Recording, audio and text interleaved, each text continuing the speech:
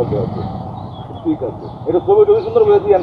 আমাদের ক্যাম্পাসে আপনারা জানেন যে খুব শীঘ্রই এবং বিগত কয়েক বছর আগেও আমাদের পিএইচডি স্টুডেন্ট মতো ল্যাব ফ্যাসিলিটিস ছিল না। বর্তমানে এমএস স্টুডেন্ট থেকে শুরু করে আন্ডার গ্র্যাজুয়েট স্টুডেন্ট এবং পোস্ট গ্র্যাজুয়েট স্টুডেন্ট আমরা মোটামুটি বেশ ভালো ল্যাব ফ্যাসিলিটিস পাচ্ছি, যে জন্য আমরা উন্নত বিশ্বের সাথে তাল মিলিয়ে একটা ভালো মানসম্মত গবেষণা করার জন্য ভালো একটা পরিবেশ পাচ্ছি। আমাদের বাসের সংখ্যা এবং বাসের রুটটা বাড়াতে হবে, যাতে ইজিলি ছাত্রছাত্রীরা ক্যাম্পাসে আসা যাওয়া করতে পারে নিরাপদভাবে এবং সুস্থভাবে, স্বাভাবিকভাবে। যে বিভিন্ন অনলাইন ভিত্তিক কার্যক্রম, মানে ছাত্রছাত্রীদের সার্টিফিকেট, বিভিন্ন নথিপত্র, এগুলো অনলাইন ভিত্তিক করা, যাতে তারা ঘরে বসে সহজে এটা পেয়ে যেতে পারে। আমি যতটুকু জানি যে আমাদের এই কার্যক্রমটা এখনও অ্যানালগ সিস্টেমে রয়ে গেছে। আমার যোগদানের পর থেকে এই বিশ্ববিদ্যালয়ে কয়েকটি অ্যাডমিশন টেস্ট সম্পন্ন করেছি। এছাড়া এই বিশ্ববিদ্যালয়ে ভৌত অবকাঠামোর মধ্যে আমি জুলাই 36 গেটটা সম্পন্ন করছি।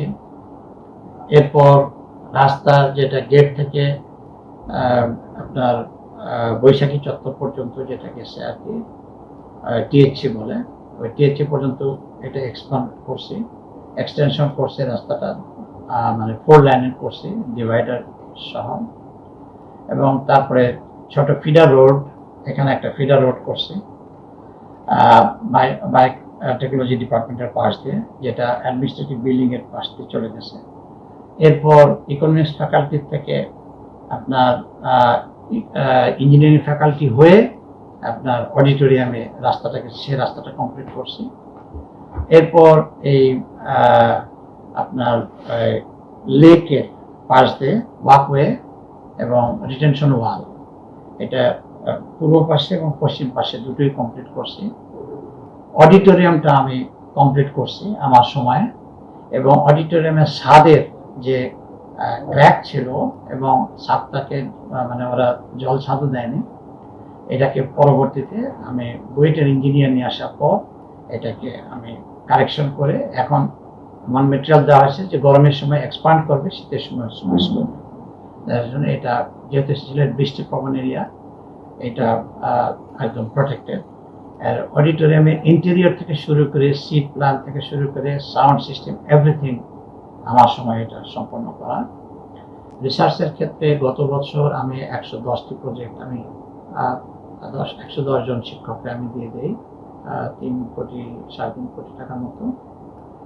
এবছরও ওই ইচ্ছা আছে।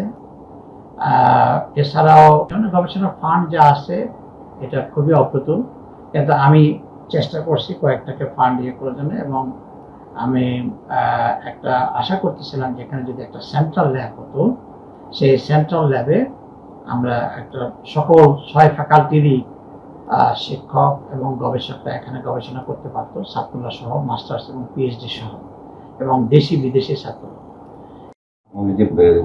কিছুদিন পর করে আমার চিকিৎসা আচ্ছা, আপনার কোথায় যেতে হবে?